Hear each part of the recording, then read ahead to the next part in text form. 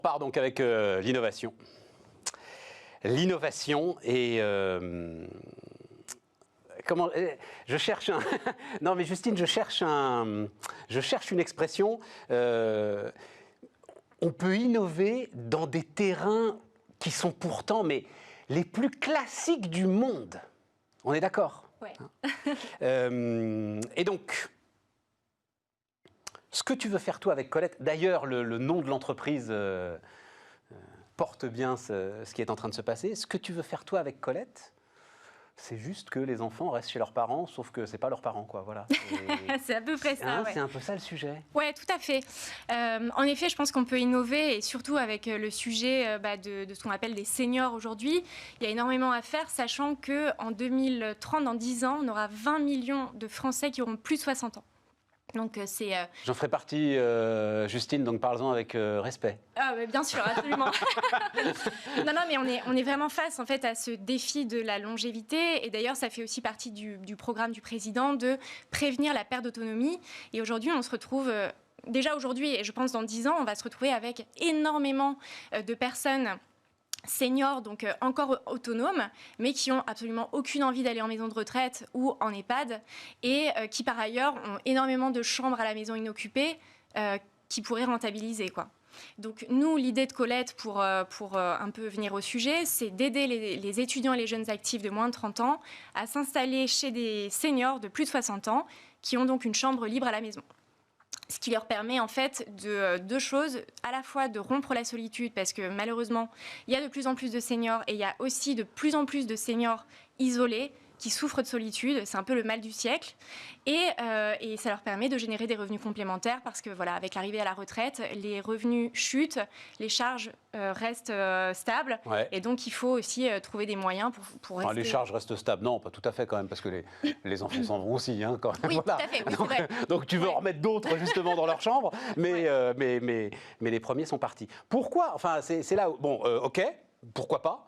D'abord, qu'est-ce qui te fait penser qu'il y a... Alors, sur les seniors, d'accord, j'entends ce que tu dis, même si peut-être ça se fait un peu après 60 ans, c'est quand même plutôt autour de 70, 75, non, que commence ce cycle un peu inquiétant que tu décris, de perte d'autonomie, de choses comme ça, quand même. Ouais, oui, tout à fait. Alors, on est plus sur l'envie d'avoir une présence à la maison et de générer des revenus complémentaires. Ouais. Et ça démarre dès 60 ans. Ouais. Nous, notre cible, c'est vrai que ça va être le senior encore hyper dynamique entre 60 et 70 ans. C'est ça. Voilà, c'est ça. Ça veut dire que c'est d'abord une histoire d'argent quand même, Justine. Ah oui, tout à fait. On s'en cache pas, hein, bien sûr. Ah, si, un petit peu quand même. Tu as commencé à me parler de la solitude, Ouais, voilà, on y met des valeurs, tout ça, machin et Absolument, tout. C'est ouais. quand même une histoire de pognon, quoi. Bien sûr, bien sûr. C'est clairement la motivation première, générer des revenus complémentaires, voilà, pour mettre du beurre dans les épinards, tout simplement. Ouais. Et après... vient en second temps pour la plupart de nos membres, mais parfois pour certains c'est prioritaire, c'est vraiment ce lien intergénérationnel et le fait d'avoir une présence à la maison pour des petits coups de pouce ou tout simplement pas être seul, quoi. Bon, qu'est-ce qui te fait penser qu'il y a de l'appétit chez, alors les jeunes pour le coup, pour aller vivre dans ces conditions-là? Il se trouve que hier, à ta place, là, était assise une autre jeune femme qui, elle, fait de la colocation et qui fait du co-living, des choses comme ça, quoi, voilà. Alors, c'est la même problématique, c'est essayer de résoudre le problème de l'augmentation des loyers, mais de manière peut-être un peu plus ludique. Oui, c'est ça. Alors, la première problématique qu'on résout, c'est effectivement le coût des loyers. Par exemple, à Paris, on est sur un loyer mensuel moyen de 885 € par mois pour 12 mètres carrés, donc autant dire presque de la chambre de bonne, ce qui est ridicule. Alors que nous, on va proposer des loyers entre 400 et 500 €. Je reste assis sur 885 ouais, € par mois pour 12 mètres carrés. Oui. Alors, c'est sorti dans le point du mois de juin, l'index des loyers. Ouais, c'est faramineux, hein. Ouais, vraiment. Et c'est une moyenne, donc on imagine que dans certains... Je suis dubitatif, mesdames, messieurs, je vous le dis sur ce chiffre. Voilà. Et je vous mais transmettrai l'article. Peu importe. Tu sais, Justine, c'est pas parce que c'est écrit dans le journal que c'est vrai. Ah bon? Non. C'est pas vrai. D'accord. Voilà, pardon, continue. Non, donc voilà, on agit déjà sur l'accessibilité auprès des jeunes, sur le prix.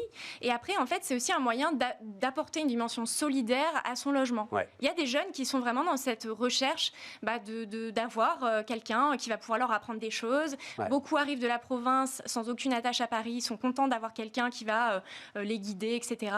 Donc, il ne faut pas croire, il y a vraiment beaucoup d'étudiants qui, au-delà de l'aspect financier, s'intéressent vraiment à ce lien qu'on peut créer. Paris, Paris, Paris, ou il y a d'autres grandes villes qui sont concernées par Colette? Alors, pour l'instant, nous, on veut déjà prouver que notre modèle fonctionne sur Paris et sur la petite couronne avant d'exporter notre modèle dans les autres villes de France et à l'international. Et alors, justement, c'est quoi le modèle? Qu'est-ce que tu apportes? Ouais. Alors, nous, c'est un service clé en main et un accompagnement de A à Z. En gros, on fait toute la paperasserie. Les étudiants n'ont pas de dossier à créer, n'ont pas de caution à verser. Ils ont juste à prendre leur valise et à arriver chez les hôtes. Du côté hôte, on leur garantit les loyers. Et en fait, pendant toute la durée de la cohabitation, on agit comme un tiers de confiance. Donc, on est là en cas de pépin. Colette est là, quoi. Donc, c'est vraiment en fait cette qualité de service qu'on apporte et qui fait qu'aujourd'hui, voilà, on veut se développer à grande échelle. C'est quand même particulier. Tu es d'accord? Ouais, c'est-à-dire, aller habiter chez un senior, on va dire ça comme ça, c'est quand même un truc particulier, ça. Oui, tout à fait. Ouais, c'est un truc particulier. C'est pour ça aussi en termes de mode de vie, en termes d'engagement, enfin. Ouais, alors après, nous, comme on aime à le dire chez Colette, il faut vraiment voir ça comme de la colocation, mais entre des jeunes et des moins jeunes, quoi. Avec la grosse différence qu'il y a moins de Ikea dans la maison et plus de Formica, quoi. Oui, mais il y en a un qui est chez lui quand même. Ouais, il y en a un qui est chez lui.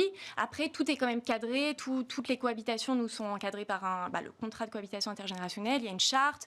L'hôte détermine un peu son règlement intérieur. Voilà, je veux pas que pas de fumée à la maison, pas d'animaux, enfin que sais-je. Ouais. Et donc, ouais, effectivement, c'est particulier, mais c'est aujourd'hui, je pense, quelque chose qu'il faut absolument encourager parce que entre l'accessibilité hyper compliquée à Paris ou même dans d'autres grandes villes au logement et de l'autre côté, toutes ces chambres inoccupées dans Paris, c'est un non-sens en fait. Non, donc voilà, nous, ce qu'on très veut, intéressant. Voilà, nous, ce qu'on veut faire, évidemment, on n'invente pas la cohabitation intergénérationnelle, elle existe depuis de nombreuses années. Mais de la même manière qu'Airbnb n'a pas inventé le logement chez l'habitant, en fait, nous, ce qu'on veut, c'est vraiment inventer cette interface qui va permettre enfin de développer cette pratique à grande échelle, quoi. Il va falloir aller les voir, les vieux, parce qu'enfin, le sujet, encore une fois, donc voilà, j'ai le droit de le dire. Le sujet, c'est qu'il va falloir aller les voir un par un pour les convaincre que... Gros boulot quand même, non? Ouais, alors la bonne nouvelle, c'est que notre cible de seniors, ils sont ultra connectés.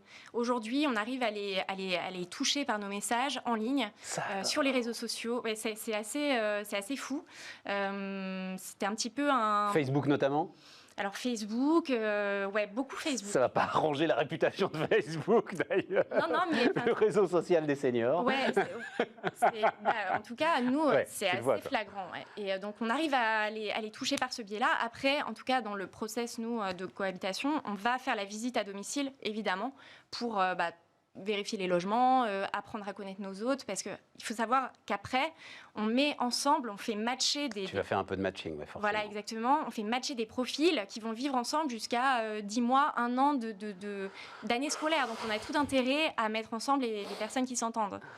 Donc, c'est aussi pour ça que nous, Colette, on est avant tout une plateforme tech, et que derrière tout ça, il y a beaucoup de machine learning, il y a beaucoup de tech. Non, je souris parce que je te vois jeune, plein d'enthousiasme, mais la masse de conflits que tu vas peut-être être appelé à gérer, des trucs, mais alors, pas possible. Ouais, Vous aurez des équipes pour faire ça, quoi. Ouais, bien sûr, mais c'est vrai que justement tout ce travail en amont qu'on fait sur vraiment le profiling de nos candidats, j'allais dire de nos membres, doit nous éviter justement énormément de petits soucis de communication ou quoi par ailleurs, quoi.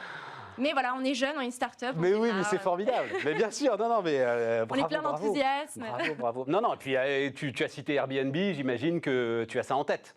Ouais, il y a là un marché potentiel, il y a un problème à résoudre et le marché existe. Donc il faut juste que tout ça s'emboîte correctement. Notamment avec le Covid qui a mis à mal l'économie d'Airbnb, la nuitée, vraiment le séjour court terme. Nous, on a beaucoup d'hôtes aujourd'hui qui viennent vers nous en nous disant « j'en ai marre de faire du court terme, moi je veux quelqu'un à long terme, j'en ai marre tous les matins de me lever pour faire le petit-déj, il y a du va-et-vient, etc. » Donc on a aussi on va dire un peu pas des déçus d'Airbnb, mais en tout cas des personnes qui veulent rentrer dans une nouvelle démarche, quoi, plus longue durée. Ouais, c'est intéressant ça. C'est intéressant. Non, mais c'est super intéressant parce qu'il y a un petit point, comme tu le dis, il y a un petit point d'interrogation sur le modèle Airbnb, même si moi je discute avec des professionnels de l'hôtellerie qui disent a priori ça va repartir. Enfin, si l'ensemble du secteur repart, il n'y a pas de raison qu'Airbnb ne reparte pas, sauf ce que tu me dis là, c'est-à-dire que s'il y a des offres alternatives, ça peut peut-être intéresser du monde. Juste pour terminer, pourquoi Colette? Qu'est-ce que c'est que ce nom très surprenant? C'est le nom de ta grand-mère, non? Non, même pas, mais ça pourrait. En fait, Colette, on a tous eu un coup de cœur pour ce prénom. On cherchait un prénom qui vraiment est révélateur de qui est notre hôte chez Colette. Et donc, c'est Colette. La moyenne d'âge des Colettes en France, c'est 71 ans. C'est pile poil notre ADN, en fait. Donc, on a choisi ce nom-là qui parle à tous, je pense. Justine Renaudet, donc, était avec nous. Colette, on termine, les amis, avec le combat.